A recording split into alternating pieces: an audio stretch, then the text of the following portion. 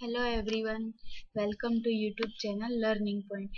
આજના કોમ્પ્યુટર લેક્ચરમાં આપણે ડિસ્કસ કરીશું નેટવર્ક ડિવાઇસ વિશે, રાઈટ.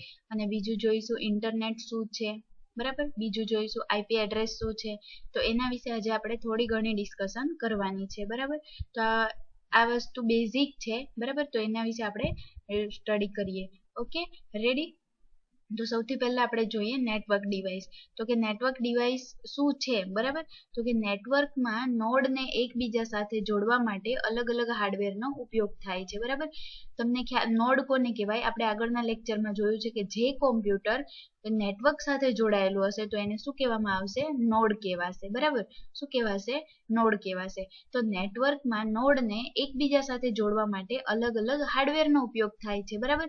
કે જેટલા પણ નોડ છે એને નેટવર્કમાં આપણે જોડવા છે એકબીજા સાથે અલગ અલગ, બરાબર. તો કોનો યુઝ કરીશું? તો કે હાર્ડવેરનો. સમજાઈ જશે. નેટવર્કમાં નોડને એકબીજા સાથે જોડવા માટે કોનો ઉપયોગ થાય છે? હાર્ડવેરનો, બરાબર. તો કયા કયા હાર્ડવેર છે એ નીચે મુજબ છે. તો આ હાર્ડવેરને આપણે નેટવર્કની ડિવાઇસ તરીકે ઓળખવાનું છે, બરાબર. તો કયા કયા હાર્ડવેર વપરાશે? તો કે એક સ્વિચ છે જેને હબ પણ કહેવાશે, બરાબર. બીજું છે router, modem, RJ45, NIC card અને કેબલ, બરાબર. તો આના વિશે આપણે જોઈએ આ શું છે. તો પહેલું છે સ્વિચ, એટલે કે હબ, જે મધ્યસ્થ ડિવાઇસ તરીકે વપરાય છે, બરાબર. ક્યાં વપરાય છે? મધ્યસ્થ ડિવાઇસ એટલે કે મેઇન ડિવાઇસ તરીકે વપરાય છે. એને ઘણા બધા જોડાયેલા હશે એના પોર્ટ દ્વારા, બરાબર. તો કે ઘણા પીસી પણ એની સાથે કનેક્ટેડ હશે નેટવર્ક માટે. બીજું છે રાઉટર. તો રાઉટરનો યુઝ શું કામ થશે? તો કે બહારના નેટવર્કના ડિવાઇસ તરીકે વપરાય છે. બીજું મોડેમ. તો મોડેમ એટલે શું? મોડ્યુલેટર અને ડીમોડ્યુલેટર, બરાબર. આ મોડેમનું ફૂલ ફોર્મ છે મોડ્યુલેટર અને ડીમોડ્યુલેટર. એનો ઉપયોગ શું છે? તો અહીંયા મેં તમને આપેલું છે કે મોડ્યુલેટર અને ડીમોડ્યુલેટર એટલે એનો મેઇન યુઝ શું છે? તો કે ડિજિટલ સિગ્નલને એનાલોગ સિગ્નલમાં કન્વર્ટ કરે છે. અને બીજું કે એનાથી ઊંધું, બરાબર, એનાથી ઉલટું એનાલોગ સિગ્નલને ડિજિટલ સિગ્નલમાં કન્વર્ટ કરે છે. તો આ બે વસ્તુ જે છે એ કોણ કરે છે? મોડેમ, બરાબર. તો મોડેમમાં શું થશે? તો કે મોડેમનું કામ શું છે? એનાલોગને ડિજિટલમાં કન્વર્ટ કરશે અને ડિજિટલ સિગ્નલને એનાલોગમાં કન્વર્ટ કરશે, બરાબર. તો આ કોનું વર્ક છે? મોડેમનું, રાઈટ. પછી છે RJ45. તો આ જે છે એ એક પ્રકારનું નેટવર્ક કનેક્ટર છે, બરાબર. બીજું છે NIC કાર્ડ, એટલે કે નેટવર્ક ઇન્ટરફેસ કાર્ડ, બરાબર. NIC નું ફૂલ ફોર્મ શું છે? તમને કોઈ પણ એક્ઝામમાં પૂછી શકે ઓપ્શનમાં, બરાબર. તો શું આવે? Network interface card. હવે આવે છે કેબલ. તો કેબલ જે છે એ આપણી પાસે ત્રણ પ્રકારના છે, બરાબર. પહેલું કેબલ છે ટ્વિસ્ટેડ પેર કેબલ, સેકન્ડ છે કોએક્સિયલ કેબલ અને થર્ડ છે ફાઇબર ઓપ્ટિકલ કેબલ, બરાબર. તો આ ત્રણ પ્રકારના કેબલ જે છે એનો પણ આપણે નેટવર્ક ડિવાઇસની અંદર યુઝ કરી શકીએ, બરાબર. અને મોડેમ વિશે આપણે જોયું, મોડ્યુલેટર, ડીમોડ્યુલેટર. એનું કામ શું છે? તો કે એનાલોગ સિગ્નલને ડિજિટલ સિગ્નલમાં કન્વર્ટ કરશે અને બીજું તો કે ડિજિટલ સિગ્નલને એનાલોગ સિગ્નલમાં કન્વર્ટ કરશે, રાઈટ. તો આટલું આવશે નેટવર્ક ડિવાઇસની અંદર. ઓકે. પછી સેકન્ડ આપણે જોવાના છે એ છે ઇન્ટરનેટ, બરાબર. તો કે ઇન્ટરનેટ વિશે આપણે જોવાનું છે. ઘણાને ખ્યાલ તો હશે ઇન્ટરનેટ શું છે, શું ક્યાં યુઝ થાય છે, બરાબર. પણ ઇન્ટરનેટનું પૂરું નામ શું થાય છે? તો કે ઇન્ટરકનેક્ટેડ નેટવર્ક, બરાબર. આ ઇન્ટરનેટનું ફૂલ ફોર્મ છે. શું છે? ઇન્ટરકનેક્ટેડ નેટવર્ક, બરાબર. એટલે શું? તો કે અંદરો અંદર એકબીજા સાથે કનેક્ટેડ થયેલા નેટવર્ક એટલે શું? ઇન્ટરનેટ, બરાબર. જે આખા આપણે વર્લ્ડમાં યુઝ થાય છે. દુનિયાનું પ્રથમ ઇન્ટરનેટ નેટવર્ક એ ARPANET હતું. વર્લ્ડનું ફર્સ્ટ ઇન્ટરનેટ જે છે, બરાબર, આખા વર્લ્ડનું પહેલું ઇન્ટરનેટ જે છે એ કયું હતું?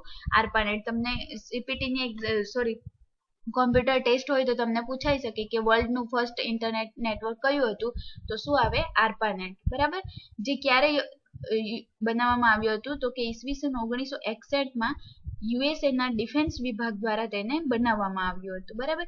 ઇન્ટરનેટમાં ડેટાનું વહન કરવા મુખ્યત્વે જે પ્રોટોકોલ વપરાય છે તે નીચે મુજબ છે. હવે તમને ખ્યાલ હશે, તમે ઇન્ટરનેટ યુઝ કરો છો, બરાબર. તો એમાં જે ડેટા છે એને મતલબ એકબીજા સાથે શું કરવા? વહન કરવા માટે, બરાબર. એકબીજામાં ડેટાને ટ્રાન્સફર કરવા માટે જે પ્રોટોકોલ વપરાય છે, બરાબર, તે અલગ અલગ પ્રકારના પ્રોટોકોલનો યુઝ થાય છે અહીંયા, બરાબર. તો અલગ અલગ પ્રોટોકોલ વપરાય છે. તમે જ્યારે ઇન્ટરનેટ પરથી સપોઝ કોઈ વસ્તુ ડાઉનલોડ કરો છો, બરાબર, તો એના માટે TCP/IP પ્રોટોકોલનો યુઝ થશે. કોઈ પણ ફાઇલને ટ્રાન્સફર કરો છો તો એના માટે FTP નો યુઝ થશે.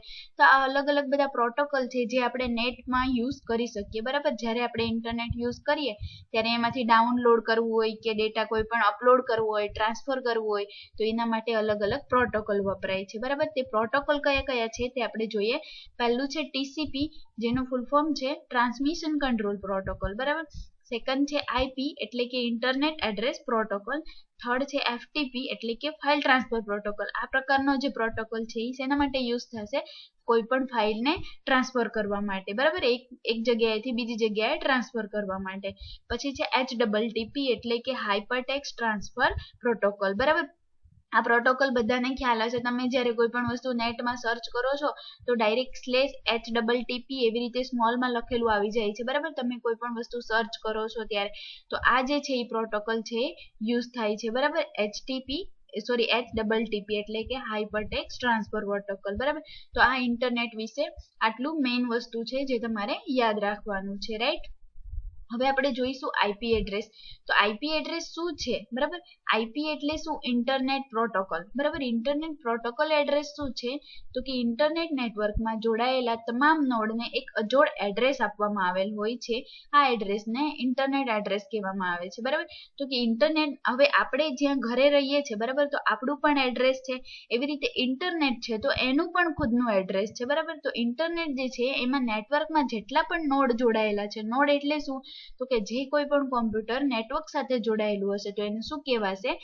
નોડ કહેવાશે. બરાબર, તો એ બધા નોડ જે છે એ ઇન્ટરનેટ નેટવર્ક સાથે જોડાયેલા હશે. બરાબર, રાઈટ. તો હવે શું કરવાનું છે?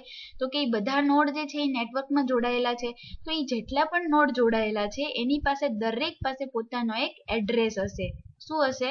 એડ્રેસ હશે. રાઈટ, તો એ એડ્રેસને આપણે શું કહેવાનું છે? Internet address. Right, okay, IP address ખ્યાલ આવી જશે. હવે IP એડ્રેસ જે છે એના પણ પાછા બે વર્ઝન હોય છે. બરાબર, IP એડ્રેસ કેટલા વર્ઝનમાં હોય છે? બે વર્ઝનમાં. એક છે IPv4 અને બીજું છે IPv6. બરાબર, IPv4 એટલે કે ઇન્ટરનેટ પ્રોટોકોલ વર્ઝન 4, આ ચોથું વર્ઝન છે અને આ છઠ્ઠું વર્ઝન છે. બરાબર, તો કે IPv4 જે છે એ 32 બીટનું બનેલું છે. IPv4 નો જે એડ્રેસ છે એ કેટલા બીટનો છે? 32 બીટ એટલે કે 32 બીટનો છે. જ્યારે IPv6 જે છે એ કેટલા બીટનો છે? 128 બીટનો. બરાબર, આપણે આગળના લેક્ચરમાં જોયું જ છે કે 8 બીટ બરાબર કેટલા બાઇટ થાય? 1 બાઇટ. બરાબર, તો બાઇટમાં તમારે આને કન્વર્ટ કરવું હોય તો તમે કરી શકો કે આપણે 8 બીટ બરાબર 1 બાઇટ થાય. હવે બીજું તો કે IP એડ્રેસ મુખ્ય 4 ભાગમાં વહેંચાયેલું છે. બરાબર, IP એડ્રેસ જે છે એ કેટલા ભાગમાં વહેંચાયેલું છે? 4 ભાગમાં, જે 0 થી 255 ની રેન્જમાં જ હોય છે. બરાબર, એની લેન્થ છે 256. શું કામ 256 કહેવાય છે? કારણ કે આપણે 0 ને પણ કાઉન્ટ કરવાનું છે. બરાબર, એટલે 0 થી 255 ની રેન્જમાં હોય છે. આ તમે જોઈ શકો છો કે આ જે એડ્રેસ છે એ કેટલી રેન્જમાં છે? 255 થી વધારે રેન્જમાં કોઈ નથી. આ 192 છે, 168 છે. બરાબર, આ જે છે ટોટલ કેટલા બીટનું બનેલું છે? 8 બીટ હશે. બરાબર, આ ટોટલ 8 બીટમાં આવશે. હવે આના પણ અલગ અલગ ક્લાસ હોય છે જે આપણે આગળ વાત કરીશું. બરાબર, એના અલગ અલગ ક્લાસ A, ક્લાસ B એવી રીતે હોય છે. આ જે 192 છે તો ક્લાસ 3 માં આવશે. એવી રીતે આના અલગ અલગ ક્લાસ હોય છે. બરાબર, તો આ હતું IP એડ્રેસનું મેઇન ઇમ્પોર્ટન્ટ વસ્તુ જે આપણે આની અંદર ડિસ્કસ કરી. ઓકે, આવી જ રીતે આપણે નેક્સ્ટ લેક્ચરની અંદર બીજા પણ બેઝિક કોન્સેપ્ટ વિશે જોઈશું કોમ્પ્યુટરના. ઓકે, અત્યારના માટે આટલું ઇનફ છે. આટલું તમે રેડી કરો, ત્યાં સુધીમાં આપણે બીજો વિડીયો અપલોડ કરી દઈશું. Okay, thank you for watching. જો વિડીયો ગમ્યો હોય તો એને લાઇક કરો, વધુમાં વધુ શેર કરો અને જરૂરથી સબસ્ક્રાઇબ કરો ચેનલ લર્નિંગ પોઈન્ટને. Thank you.